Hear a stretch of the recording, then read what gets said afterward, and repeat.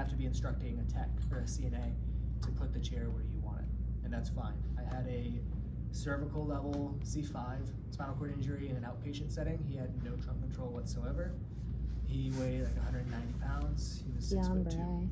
So me transferring him by myself, I can do it, but he needs a lot of support at edge of bed, and the transfers looked clearly a seated transfer, and we'll go over what that looks like in a little bit. Okay, but you'll know based on when your hands are on the patient. For the purpose of this class, again, they may feel like they're actors, but we're not gonna ask them to portray it that much. So That'll assume be them falling over. The case isn't gonna tell them. Assume that they have trunk control. Yes, for all intents and purposes, but you still need to maintain trunk contact for that purpose, because we don't know the level. That's why across the board, you keep the hand on the trunk for these patients. So this patient, you're gonna have hand on the trunk. Once you're seated at your bed, lower them down so that their feet touch the floor. We're at like 90 degrees here. You don't need to be at 90. In fact, it'd make it a little bit easier if the bed was slightly higher, based on your patient. That way they're already closer to a standing position, but they have to be able to have their feet flat on the ground without sliding off the bed. Okay? You are going to, so this would be like my demo for the patient. Say we're going to scoot forward, so we're at the edge of the bed instead of all the way back. Scoot forward, we're gonna put our feet together and we're gonna turn the heels towards the direction we're going. What that does is as soon as I stand up, I've already rotated halfway. Instead of here, where now I have to turn all the way. Makes sense, it's a little bit easier. So if you already turn the heels towards the surface you're going to, as soon as you stand them up, they're gonna stand up, come to a full stand. You are gonna have your legs outside of both of their knees. You are gonna rotate them, and then they will still reach back to sit in the wheelchair, okay? So I'll show you what that looks like to go back to the bed. You would help them scoot forward. So these patients have upper extremity strength. They don't have lower extremity strength to stop themselves from falling forward. So you're going to assist them to some degree in scooting forward because it may be challenging for their legs. Did he not reach So for they're the gonna slide bed or forward. chair? You're gonna turn the heels towards the direction we're transferring. They're gonna stand up on 3, come all the way standing. If you do a squat pivot, you're kind of like here, and you go over, it's not a standing assisted pivot or standing dependent pivot. The hallmark of this is that they fully stand upright, and the reason is therapeutic, right? We need them to be therapeutic. We're trying to progress them. We want weight bearing on those legs. We want them to do as much as they can. If we have a patient that can't accomplish this and they're more down here, that's a different transfer. Okay? So standing dependent pivot, they need to come to a full stand before they're put down on the next surface. Okay? So both legs are together, heels are rotated. You can rock with them 1, 2, 3 to get momentum. They should come up. I've seen some of you have like patients hold on to you. Not the safest option to have a patient hold on to you, especially if they're larger, if they're agitated, if they do lose their balance. You want to be in control, not the patient, because you'll have these big men that bear hug you and throw their arms over you. Little Granny Smith, sure, it could be okay, but it's just across the board. I don't want patients putting hands on me because I could potentially fall based on what they do. Okay? So they shouldn't feel like they need to. If we're doing a transfer appropriately, they should feel stable enough when you stand them up to not feel like they need to hold on to you. Okay? So anybody want to be in my chair to bed? I'm gonna unlock, I'm gonna move us in this position. We'll act like the leg rests are on. I think we're past that point, right? Yeah. Everybody understands that? Okay. So this patient, we're not taking steps, we're not moving forward. So I'm gonna aim for the middle of the bed. That way when we pivot, we land where I want to. Okay? 45-degree angle once again. Okay, she's seated in the chair. I just need to be in front of her. This patient, is there the opportunity that we don't come to a full stand because her legs are so weak? There's a risk, right? We want to. That being said, to mitigate the risk, we want this out of the way. Because if we don't clear this, she's gonna hit it and fall over, fall between the bed and the chair. It's not ideal.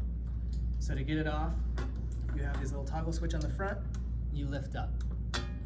Practice with different wheelchairs, getting them off. It can be very stressful If you pull up and it doesn't come, or just the front of it comes up and not the back, if you rock it back and forth, lift from the front, lift from the back, it will come out. Ideally, on the practical, we'll give you one that actually works nicely, okay? Okay, make sure it's locked in when you put it back on. So, because we've taken this off, I need to have a hand on the patient now because she could fall out. Especially if this is a spinal cord injury patient. Trunk control is unknown. We're assuming we need to have hands on, okay? So I'm here as soon as that armrest comes off. Let's see, where did it go? Oh, down here. So what you can do is, as far as this order of operations, we're here in front of her. I'm gonna have her, I'm gonna turn my caster wheels. So it can be done with the frame, it's just more challenging. Okay, so I didn't touch the wheels. So I'm in front of the patient, I need her to move forward. Because she has weaker legs, we're gonna help her to some degree to scoot forward. I'm gonna have a hand on the trunk. I'm gonna have her kind of lean this way. You can have your hands in the armrest. We're just gonna slide forward, one hip at a time. Shift your weight to And the then other one hip at a side. time, okay? Opposite, that way we're helping. I'm not getting down here and dragging her forward. It's very gentle. She's doing most of the work. I'm just assisting in case she needs me. The patient's on the seated side of the chart. You will be physically moving them forward dependently, okay? So we're here, I need trunk control on the patient. The last thing to happen is the armrest coming off because she has a lot of stability right now using her arms. I'm gonna set up our feet first. I'm gonna rotate heels towards the bed. I have to have enough room to block both her knees. So instead of this, like we originally did, I need to block both. I'm gonna be clamping my knees outside of hers. Do I still have an AP stance? Mm-hmm. It's more narrow, but I have an AP stance. Armrest is gonna go away. And what you can do is even just put it on the back. So it's accessible, especially if we're going bed to wheelchair. So I've blocked her, grab the gate belt. She can push up from the bed with that right arm. We're gonna stand up and then we're gonna pivot. 1, 2, 3, up, and then sit. And then hands on her trunk. And then we do which bed mobility? Modified swoop, there it is. So we're connecting the dots, okay? She comes to a full stand, we're here, and then we're pivoting down. Does everybody have a gate belt? For most of us. Grab your gate belt, we're gonna do something to practice this.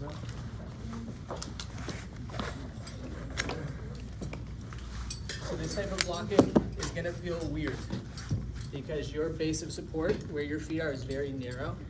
You have to practice clamping, keeping your knees together, because that's how you're standing the patient. And that's also how you are pivoting them. You're not just tossing them down to the side, right? We actually need their feet to rotate.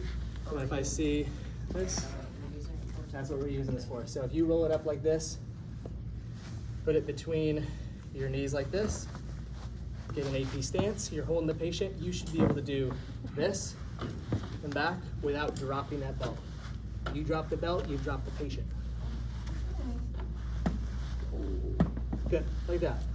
So you're here, think standing them up, you're pivoting down and back. Excuse me. So armrest is on. Leg rest come off. I'm in front of my patient. I'm gonna help her scoot forward, so it's opposite hip forward, opposite hip forward. I'm here in front of her. Now I have to have at least one hand on her trunk. So I'm here, I'm gonna set up her heels, facing the direction, moving close to this bed. I'm going to set my block like this. I'm gonna take the armrest off last and put it on the back side of the chair. So it's out of the way.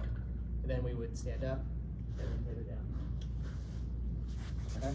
So armrest coming off is the last step. You have to have had trunk contact before that takes place. Cool. All right.